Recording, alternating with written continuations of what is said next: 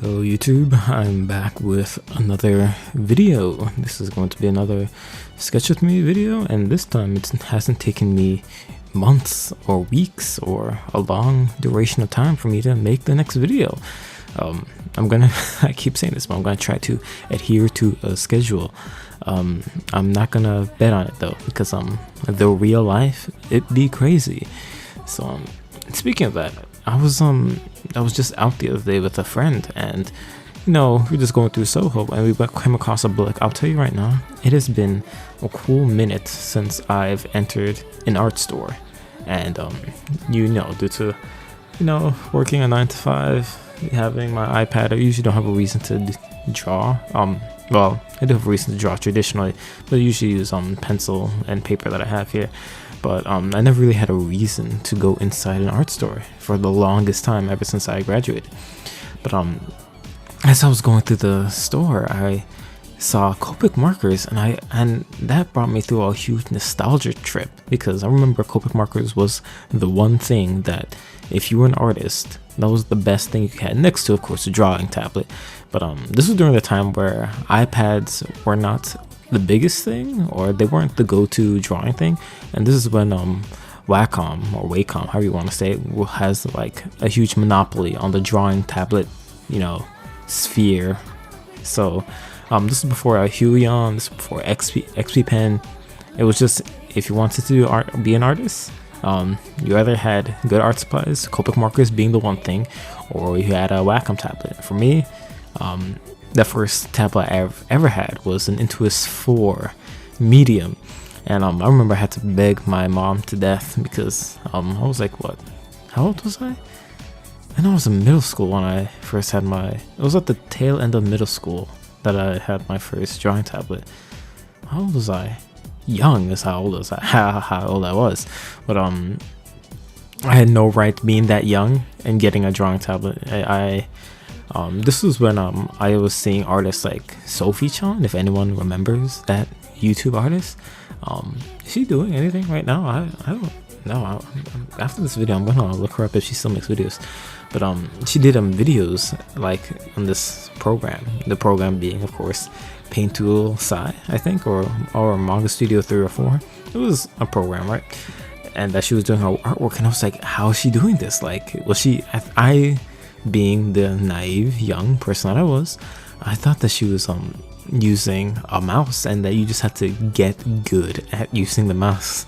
Of course, that wasn't the case. That's when I first learned of these devices called drawing tablets, and I looked them up, saw that they were a bit pricey, and just opted up for Intuos because I didn't want the bamboo, and the Intuos 4 was, at the time, the latest version of the Intuos, and this was before the bigger Cintiqs were even a thing. This was before the Cintiq 13 HD even came out. So again, this was a good grip of time. I would say it was like over a decade ago.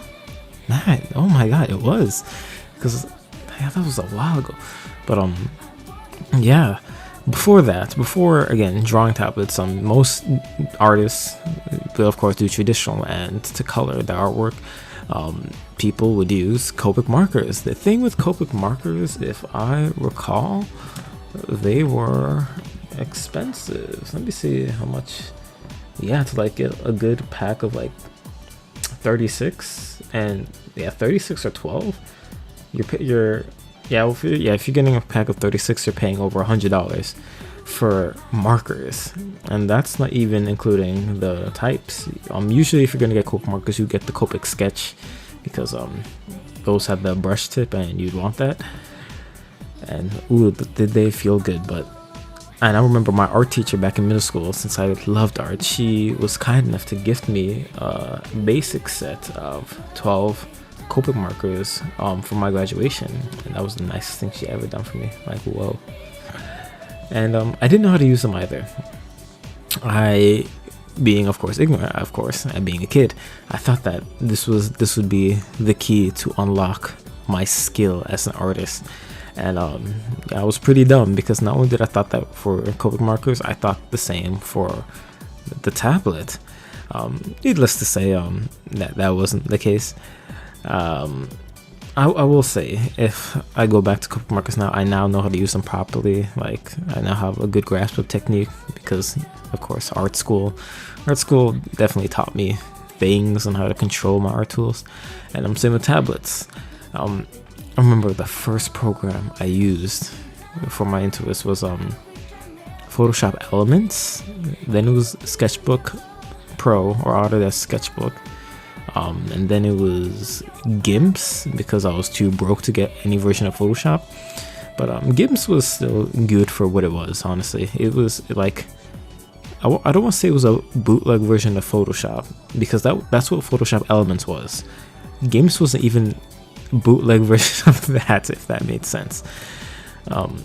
It was efficient for what it is. Then I eventually found a way to get Paint Tool Sci because that was the shit for any digital artist that got started out with digital art. Like, Paint Tool Sci was it. You were the part of the cool kids if you somehow got Paint Tool Sci.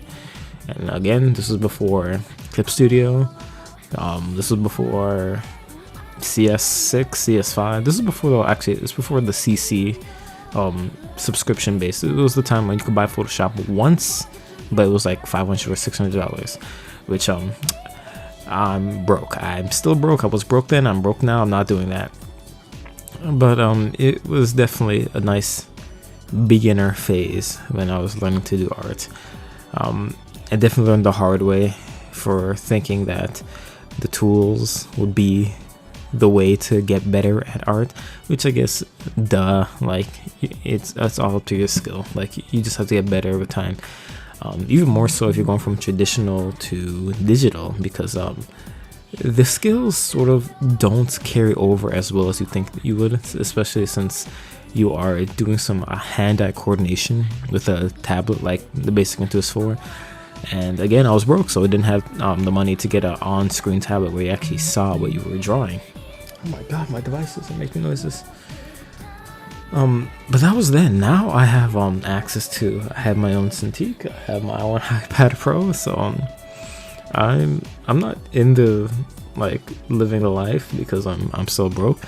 But I would say now I have the tools to efficiently make digital art. And since I just made a video about Gege Akutami and his ability to make his digital work look traditional, I've found that I do like that aesthetic as well. Hence why this current sketch with me that I'm doing right now in the background, I have a paper texture. Actually, most of my sketch with me does have a paper texture because it sort of helps me. Like, it's like a placebo effect. Like, it makes me feel as if I'm drawing on a paper texture, and also the paper-like screen protector helps with that a lot. It just helps with the tactile feeling instead of just having plastic on glass. Like, the texture really does it for me. It actually helps me, or makes me want to draw more. But yeah, it's definitely was a trip to go down and see some copic markers that I'll never spend money on because I now have a tablet and I have all colors at my fingertips. And that, and the fact that copic markers, they eventually run out of ink and you have to pay for them again and again. Tablets are one-time purchases, and assuming they take care of your things, you won't have to get another one. At least not for like a good grip of time. And of course it depends on how much art is in your life. If you're using the markers every day, like to produce work on, it's going to be a constant expense you have to work on. Hence why the pro of digital art is that you have technically infinite ink, infinite pencils, infinite paper, infinite markers, because it's all digital. Again, you just buy something once and that's it. Unless you are subscribed to the Adobe Creative Suite, which I am, or the Creative Cloud, which I am not, because I used to. But not anymore, which I find it's a load of hogwash that Clip Studio Paint for the iPad is subscription based. I'd rather pay for it once for $100 than to constantly pay us amounts monthly.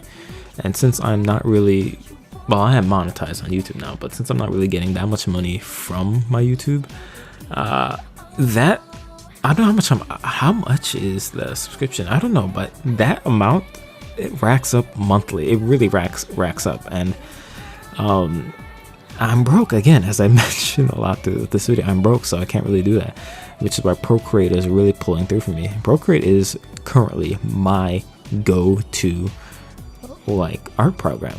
So yeah, that's technically the video. Thank you for watching me draw and talk and sketch these girls that I did. If you want, you could comment. You could also like the video. You could subscribe if you want. My socials, again, they're in the description. Yeah, you can follow my Instagram if you want, my Twitter, my Twitch, which I don't use yet. I'm probably going to stream very soon. You can also go follow my Patreon or support if you want. If you want to see the completed image, it's only going to be on my Patreon. So yeah, check it out if you want. Subscribe. Support $1 a month goes a long way. If you want, that is, of course. Anyway, thank you so much for watching, and I'll see you in the next one.